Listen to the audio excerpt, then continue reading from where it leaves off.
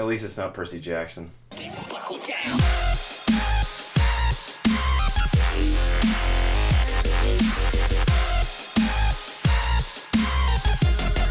Hey guys, so I saw the Scorch Trials, which is the sequel to The Maze Runner. I've never seen The Maze Runner before until yesterday. I read the book, and I thought it was okay. I thought the nicknames were cheesy, and I thought the concept was a little bit absurd, but I thought it'd be okay. After watching the movie, the one thing I wish they didn't do was look at the maze as they were leaving. I was like, please don't do that, because I'm already really pushing my suspension of disbelief, thinking that someone would go through all the effort and the budget and the means to make an absurdly ridiculous maze for these children to test them. And when they looked at it at the end of the first movie, I was like, oh god. So the second one, I was like, okay, maybe they'll fix it. Maybe they'll do something. I didn't read the second book. Someone told me it was awful, so I just didn't bother. I can see why. The Scorch Trials is what happens after the kids leave, where they get picked up by these supposed saviors who then take them to this oil rig in the middle of the sand, and then it's controlled by Littlefinger doing his most obvious impression of obvious bad guy. I believe that the board meetings are always like, so Littlefinger, have you been the most obvious villain of the entire world? Oh yes, I'm being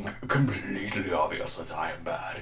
Wicked is good. That's literally what Littlefinger's acting is in this movie. He's so obviously bad. Within the first 15 minutes, the characters know that something's wrong and they're already trying to plan to escape. But the problem is, us as the audience, we already know 2 minutes in that everything in this place is just wrong. But then we also have to deal with the issue that we have no idea why Wicked would fake their deaths, have these people come in to pretend to be their saviors, to then only take them to this place to be obvious bad guys. Why don't you just say, hey, you made it.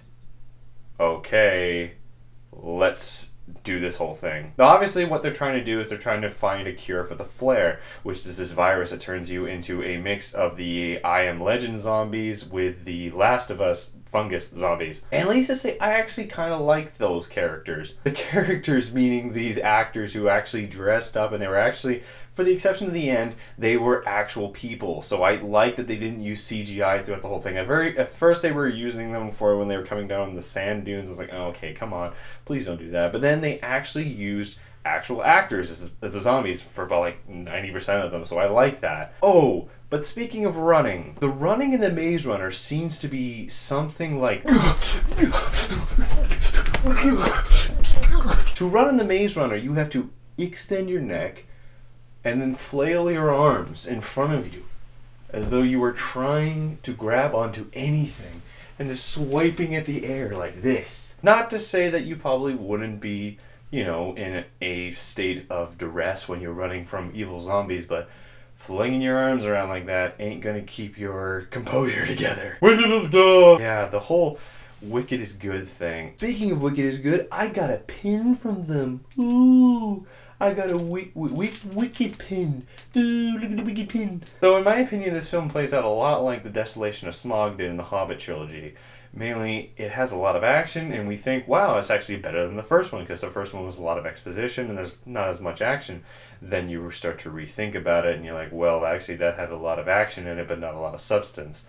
We get introduced to these characters who are basically actors who look like they were hired because they had nothing else to do. Barry Pepper was in this. I couldn't believe they got Barry Pepper. And Wash and Gus.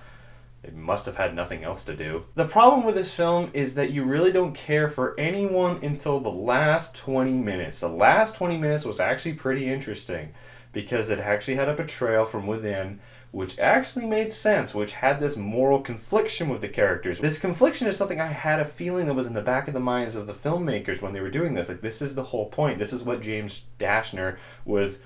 Okay, well, let's be honest, I really think he was just pushing this out after the first book. He's like, oh, shit, I gotta finish it. So this whole moral confliction is something that actually has a purpose. It actually has a solid footing, but the problem is the film really doesn't touch on it until the last 20 minutes. So the whole time you're just watching this action ride with absolutely no substance to it until the last 20 minutes, and then you're like, okay, I'm ready for it, and then the movie ends. So in the end, my final thoughts on the Scorch Trials, oh god, I can't believe I'm going to say this. I actually think the Mockingjay trilogy, or quad trilogy, is better than this.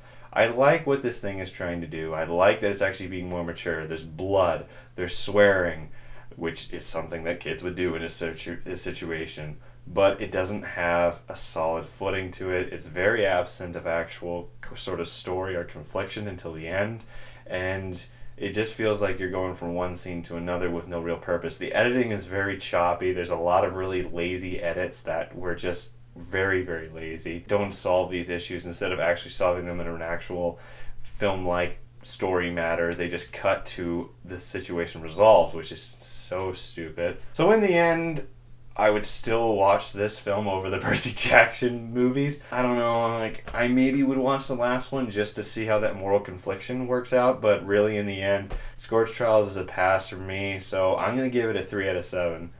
The cinematography was pretty good. The action scenes were well filmed. There was not a lot of shaky cam, and I liked the zombie design, especially liked how that they were humans for the most part, but there's a lot of very lazy editing. There's a lot of very lazy sort of cuts here and there, and I think that the film really doesn't have a solid footing until the last 20 minutes. And when you're 2 hours and 20 minutes long, you really need to get the audience's attention way earlier than that. Anyway, guys, that's all from me. Everest and Black Mask coming soon.